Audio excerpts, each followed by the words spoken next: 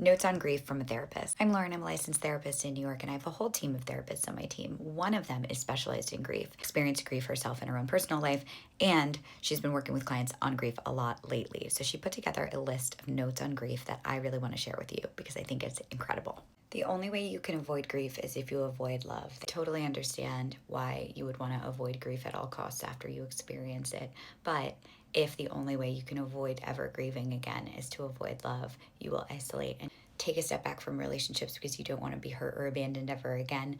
But the only way you can avoid grief is if you avoid the experiences of love, and you deserve to experience love continuously, even in the face of grief. Stages of grief are descriptions, not prescriptions. Like any other therapeutic lens and tool, we take what we want from it, we take what we need.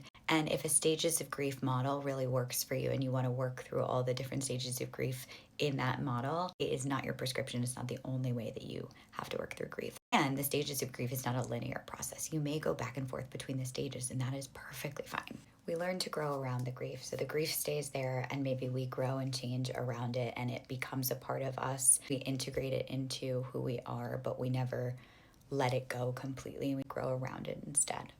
Grief is the death of something. So it doesn't necessarily have to be the death of a person. It could be the death of a expectation that you had of a life you were going to live. I talk a lot about this when I talk about breakup content. Grief is tied to death, but it's not always tied to the death of a person. When we're talking about the death of a person, the worst loss is always your loss.